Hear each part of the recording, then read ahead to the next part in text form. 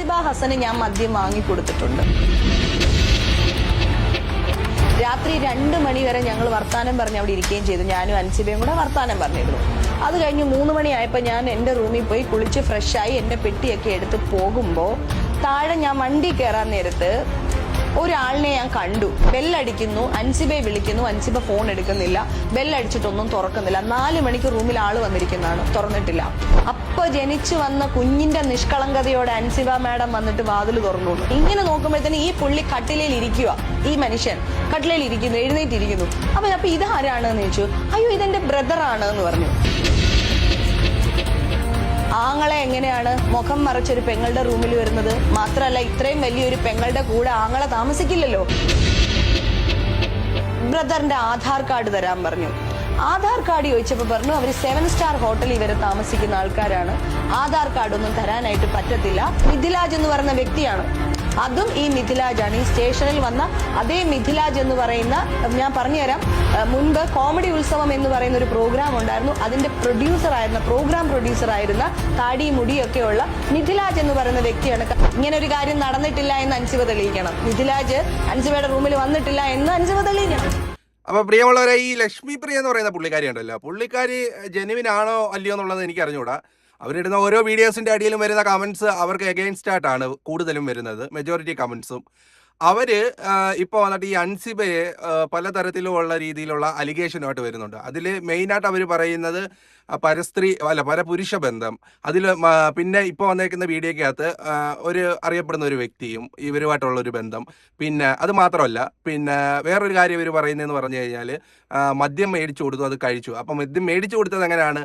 മേടിച്ച് കൊടുക്കുക മാത്രമാണോ അതോ ഒരുമിച്ചിരുന്ന് കുടിക്കുകയും ചെയ്തോ? അതുകൂടെ പറയണമല്ലോ. പറയുമ്പം എല്ലാം പറയണമല്ലോ. അപ്പോൾ അൻസിബ കുടിക്കുമായിരിക്കാം, അത് നമ്മൾ കണ്ടിട്ടില്ല. കുടിക്കാതിരിക്കാം, അതൊക്കെ അവരുടെ വ്യക്തിപരമായ കാര്യം. പിന്നെ അൻസിബയ്ക്ക് ആരെങ്കിലുമായിട്ട് ബന്ധമുണ്ടോ എന്നുള്ളത് അവരുടെ വ്യക്തിപരമായ കാര്യം. അതിലെന്തൊരു ഇഷ്യൂ ഉണ്ടെങ്കിൽ അവരെ വീട്ടുകാരോ അല്ലെങ്കിൽ അൻസിബയോ അതുമായിട്ട് ബന്ധപ്പെട്ടവരാണ് തീർക്കേണ്ടത്. ഇതിനകത്തൊന്നും ഈ പറയുന്ന പ്രശ്നത്തിലൊന്നും നമ്മളാരും ഇടപെട്ടിട്ടില്ല. നമ്മളാരും ഈ ഒരു പ്രശ്നത്തിൽ ഒന്നും ഇടപെട്ടിട്ടില്ല. സോഷ്യൽ മീഡിയ നോക്കിയാൽ നിങ്ങൾക്കറിയാം എന്താണ് അതിനകത്ത് സംഭവിച്ചേക്കുന്നത്. അൻസിബ അമ്മ എന്ന് പറയുന്ന സംഘടനയിൽ, AMMA എന്ന് പറയുന്ന ഒരു സംഘടനയിൽ പിന്നെ ഇങ്ങനെ ഒരു ബുദ്ധിമുട്ടുണ്ടായി, അല്ലെങ്കിൽ ഇങ്ങനെ ഒരു അലിഗേഷൻ അതിനെതിരെ ഉന്നയിച്ചപ്പോൾ ആ ഒരു പെൺകുട്ടിക്ക് അവിടുന്ന് നീതി കിട്ടിയില്ല. അമ്മയിൽ പിന്നെ പെണ്ണുങ്ങൾ ഭരിക്കുന്ന ഒരു ഭരണസമിതി, ആ ഒരു ഭരണസമിതിയിൽ നിന്ന് പിന്നെ അൻസിബ എന്ന് പറയുന്ന, Ansiba or X or Y വേറെ ആരെങ്കിലും ആവട്ടെ, ഒരാളൊരു പിന്നെ ന്യായമായ ഒരു പിന്നെ ഇത് ഉന്നയിക്കുമ്പോൾ, അല്ലെങ്കിൽ ഒരു ആരോപണം ഉന്നയിക്കുമ്പോൾ, ഒരു കംപ്ലൈൻറ്റ് കൊടുക്കുമ്പോൾ അവരെ ഒന്ന് ചിന്തിക്കേണ്ട ഒരു കാര്യമുണ്ട്. ഈ അൻസിബ എന്ന് പറയുന്ന വ്യക്തി എന്ന് പറഞ്ഞാൽ നേതൃസ്ഥാനത്തിരിക്കുന്ന ഒരു കുട്ടിയും കൂടെയാണ്. അപ്പം അങ്ങനെ ഒരു വ്യക്തി ഒരു ആരോപണം ഉന്നയിക്കുമ്പോൾ, ഒരു പരാതി പറയാൻ ചെല്ലുമ്പോൾ, ഒരു സ്ത്രീകൾ നയിക്കുന്ന ഒരു സംഘടനയിൽ നിന്നും ഒരു സ്ത്രീയായ പരാതിക്കാരിക്ക് ഒരു വിധത്തിലുമുള്ള പരിഗണന കിട്ടുന്നില്ല. അങ്ങനെ ഒരു ഘട്ടത്തിലാണ് ആ കുട്ടി ആ ഒരു കാര്യം പുറത്തേക്ക് വിടുകയും അത് ജനങ്ങൾ ഏറ്റെടുക്കുകയും ചെയ്തത്. അപ്പം ഇനി ആ ഒരു പ്രശ്നം കഴിഞ്ഞ് അമ്മയ്ക്കകത്ത് ഇങ്ങനെയൊക്കെ ഇഷ്യൂവും കാര്യങ്ങളും എല്ലാം കഴിഞ്ഞല്ലോ. പിന്നെ നിങ്ങൾ എന്തിനാണ് ഈ അടിക്കടിക്ക് ഇങ്ങനെ ഓരോ വീഡിയോസ് ഇറക്കി വിടുന്നത്? അൻസിബ അങ്ങനെയാണ് ഇങ്ങനെയാണ് ആണെങ്കിൽ ഓക്കെ ആയിക്കൊള്ളട്ടെ, അവരെ വീട്ടുകാർ അത് സഹിക്കും. അല്ലെങ്കിൽ അൻസിബയ്ക്ക് ആളെ കെട്ടാൻ വരുന്ന ചെറുക്കൻ സഹിച്ചോളും, അല്ലെങ്കിൽ അൻസിബ സഹിച്ചോളും. നിങ്ങൾ തമ്മിൽ എന്തെങ്കിലും പേഴ്സണൽ ഇഷ്യൂ ഉണ്ടെങ്കിൽ നിങ്ങൾ തമ്മിൽ തീർക്കുക. എന്തിനാണ് ഓരോ കാര്യങ്ങൾ വെറുതെ ഇങ്ങനെ പറഞ്ഞുകൊണ്ടിരിക്കുന്നത്? എന്തായിരുന്നാലും ഈ ഒരു വിഷയത്തിൽ പിന്നെ നമ്മുടെ ഭാഗ്യലക്ഷ്മി ഡബിങ് ആർട്ടിസ്റ്റ് അവരൊരു സ്റ്റേറ്റ്മെൻറ്റ് വന്നേപ്പുണ്ട്. അപ്പോൾ നമുക്ക് അതൊന്ന് കേൾക്കാം. ഈ പറയുന്നവരാരും എല്ലാവരും നല്ലവരാണെന്ന്, ഞാൻ ഉൾപ്പെടെയുള്ളവരൊന്നും നല്ലവരാണെന്നൊന്നും നമ്മൾ പറയുന്നില്ല. പിന്നെന്ന് പറഞ്ഞു കഴിഞ്ഞാൽ എല്ലാത്തിനും ഒരു പരിധിയുണ്ട് എന്നുള്ളതാണ്. ഈ ലക്ഷ്മി പ്രിയയ്ക്ക് മാത്രമാണ് പിന്നെ അങ്ങ് വലിയ രീതിയിൽ അങ്ങ് എന്തോ ബോധിപ്പിക്കണം, അവരെ പക്ഷത്തേക്ക് ആൾക്കാരെ കൊണ്ടുവരണം എന്ന മൈൻഡിൽ ഓരോന്നൊക്കെ ചെയ്യുന്നതായിട്ട് എനിക്ക് തോന്നി. അതുകൊണ്ടാണ് നിങ്ങൾ ഇത് ഇവിടെ ഒന്ന് കേട്ട് നോക്കുക, ഈ ഭാഗ്യലക്ഷ്മി പറയുന്നത്. ഞാൻ ഈ വീഡിയോ ലക്ഷ്മിപ്രിയയ്ക്ക് വേണ്ടിയാണ് ഇടുന്നത്. ലക്ഷ്മിപ്രിയ, കുറച്ച് നാളുകളായിട്ട് സോഷ്യൽ മീഡിയ നിങ്ങളെ കടന്നാക്രമിക്കുന്നത് കാണുമ്പോൾ അത് കണ്ട് സഹിക്കാൻ വയ്യാഞ്ഞിട്ടാണ് ഞാനിത് സംസാരിക്കുന്നത്. അങ്ങനെ കടന്നാക്രമിക്കാനുള്ള കാരണക്കാരി ആരാണ്? നിങ്ങൾ തന്നെയല്ലേ. നിങ്ങൾ തന്നെ ഒരു വടി കൊടുത്തിട്ട് എന്നെ അടിക്കി എന്ന് പറയുന്ന മാതിരിയല്ല. നിങ്ങൾ എന്താണ് പറയുന്നത് എന്ന് നിങ്ങൾക്ക് തന്നെ യാതൊരു ബോധവും ഇല്ലാതെയാണ് നിങ്ങൾ സംസാരിക്കുന്നത്. നിങ്ങളുടെ സംഘടനയ്ക്കുള്ളിൽ നിങ്ങളുടെ കമ്മിറ്റിയും അൻസിബയും തമ്മിൽ ഒരു വലിയ പ്രശ്നമുണ്ടായി. പല പല പല പല പ്രശ്നങ്ങളുണ്ടായി. അവർ നിങ്ങളോട് പറഞ്ഞു, നിങ്ങൾ ആരും അത് വേണ്ടത്ര ഗൗരവത്തിൽ എടുത്തില്ല, വളരെ നിസ്സാരമായി അതിനെ തള്ളിക്കളഞ്ഞു. അവർക്ക് പറയാനുള്ളത് അവർ പുറം ലോകത്തോട് വന്ന് പറഞ്ഞു. ഈ പുറം ലോകത്ത് വന്ന് പറയുമ്പോൾ എവിടെയെങ്കിലും ഒരിടത്ത് അവർ രാജിവെച്ച്, അതായത് ആദ്യം അവർ രാജിവെക്കായിരുന്നല്ലോ, ആ രാജിവെച്ച് ഇറങ്ങിയപ്പോൾ നിങ്ങൾ ആരെയെങ്കിലും കുറിച്ച് അവർ മോശമായിട്ട് ഒരു പരാമർശം നടത്തിയോ? വ്യക്തിപരമായി ഒരു വ്യക്തിഹത്യ നടത്തിയോ? ജനറൽ ബോഡിയിൽ വെച്ച് അവർക്ക് പറയാനുള്ളത് അവർ തെളിവ് സഹിതം ജനറൽ ബോഡിയുടെ മുമ്പാകെ പറഞ്ഞു. നിങ്ങളെല്ലാവരും ഉത്തരം മുട്ടി നിങ്ങൾ രാജിവെച്ച് പുറത്തു വന്നു. പുറത്തു വന്നതിന് ശേഷം ഇനി ഉത്തരം മുട്ടുമ്പോൾ കൊഞ്ഞനെ കാണിക്കുന്ന പോലെ നിങ്ങൾ അൻസിബയെക്കുറിച്ച് കുറേ പുതിയ കഥകൾ ഇറക്കുന്നു. അത് വളരെ മോശമായ കഥകൾ, ഒരു പെൺകുട്ടിയെക്കുറിച്ച് പറയാൻ പാടില്ലാത്ത കഥകൾ. അവൾ മദ്യപിക്കും, അവൾക്ക് ഞാൻ മദ്യം ഒഴിച്ചു കൊടുത്തിട്ടുണ്ട്, അവൾക്ക് മറ്റൊരു പയ്യനുമായിട്ട്. ഇതൊക്കെ ഉണ്ടെങ്കിൽ തന്നെ എന്താ പ്രശ്നം? അൻസിബ മദ്യപിക്കോ അല്ലെങ്കിൽ അൻസിബ ഒരു പയ്യനുമായിട്ട് ബന്ധം അടുപ്പം ഉണ്ടെങ്കിൽ അത് അൻസിബയുടെ സ്വകാര്യ കാര്യം. അതും നിങ്ങളുടെ AMMA എന്ന് പറയുന്ന സംഘടനയുമായിട്ട് എന്താണ് ബന്ധം? അതാണോ നിങ്ങളുടെ പ്രശ്നം? അൻസിബ മദ്യപിക്കുന്നതോ അൻസിബയ്ക്ക് ഒരു പുരുഷ സുഹൃത്തുള്ളതോ ആണോ നിങ്ങളുടെ പ്രശ്നം? എന്തിനാണ് ഒരു പെണ്ണിനെ കുറിച്ച് മറ്റൊരു പെണ്ണായ നിങ്ങൾ ഇങ്ങനെ ഇരുന്ന് പരദൂഷണം പറയുന്നത് ലക്ഷ്മിപ്രിയ? അതുകൊണ്ടല്ലേ നിങ്ങൾ സമൂഹത്തിന് മുമ്പിൽ ഒരു പരിഹാസ്യയാകുന്നത്? പ്ലീസ് ദയവേത് ഇനിയെങ്കിലും ഇതൊന്ന് നിർത്തും. നിങ്ങൾക്ക് അൻസിബയുടെ അഭിപ്രായത്തിനോട് എതിരഭിപ്രായം പറയണം എന്നുണ്ടെങ്കിൽ നിങ്ങൾ കോടതി മുഖാന്തരം സംസാരിക്കൂ. തെളിവെല്ലാം കയ്യിലുണ്ടെങ്കിൽ കോടതി വഴി സംസാരിക്കൂ.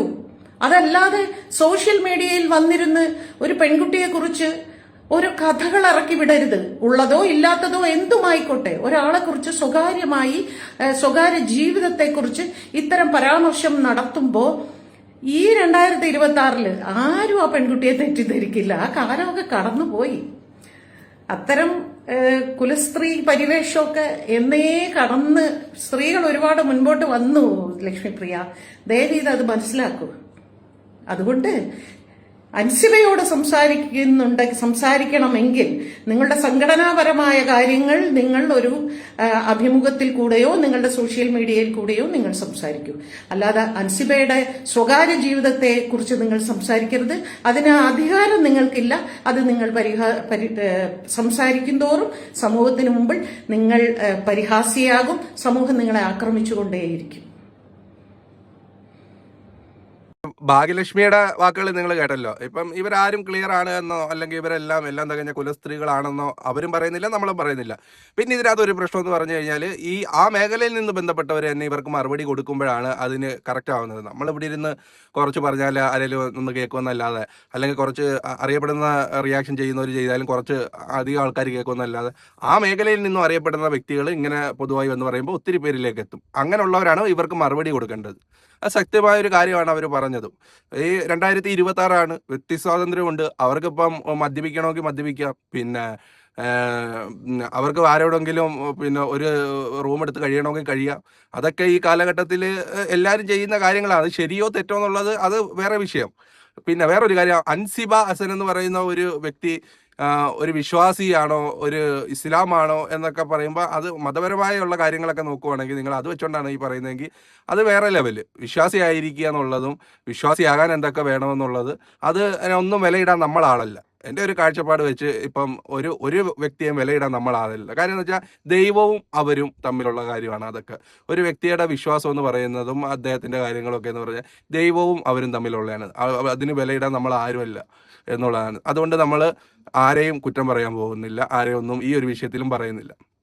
അപ്പം നിങ്ങൾ പറയേണ്ടത് പിന്നെ തീർച്ചയായിട്ടും മതത്തിൽ ഉൾപ്പെട്ട് നിൽക്കേണ്ട ഒരു വ്യക്തിയാണെങ്കിൽ അതിൻ്റെതായ ചില ചിട്ടാവട്ടങ്ങളുണ്ട്. അതൊക്കെ പാലിക്കേണ്ടത് ഏതൊരു മതത്തിൻ്റെയും പിന്നെ ഇതാണല്ലോ. അത് ഏത് മതത്തിലായാലും ആ മതത്തിൻ്റെ വിശ്വാസി എന്ന ലേബലിൽ അറിയപ്പെടണമെങ്കിൽ വിശ്വാസപരമായ ചില പിന്നെ വിധിവിലക്കുകളുണ്ട്, അതെല്ലാ മതത്തിലും ബാധകമാണ്. പിന്നെ അത് ലംഘിച്ചു പോകുന്നവരെ കുറ്റം പറയാനും നമ്മളാളല്ല, കാര്യം അവരും ദൈവവും തമ്മിലാണ് അതൊക്കെ തീർക്കേണ്ടത്.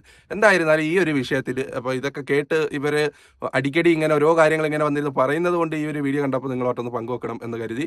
അപ്പോൾ അങ്ങനെ കൊണ്ടുവന്നതാണ്. എൻ്റെ പ്രിയമുള്ള സുഹൃത്തുക്കൾ, ഇത് കണ്ടവർ നിങ്ങൾക്ക് എന്തൊരു അഭിപ്രായങ്ങളുണ്ടെങ്കിൽ അത് പോസിറ്റീവായാലും നെഗറ്റീവായാലും അത് നമ്മുടെ ഈ ഒരു വീഡിയോയ്ക്ക് താഴെ കമൻറ്റായിട്ട് രേഖപ്പെടുത്തുക. നമുക്ക് വേറെ ടോപ്പിക്കുമായി വീണ്ടും കാണാം. അതുവരെയ്ക്കും എല്ലാവർക്കും ബൈ. നമ്മളെ ഒന്ന് സപ്പോർട്ട് ചെയ്യുന്ന ആരും കൂടി പരിഗണിക്കുക. Thank you.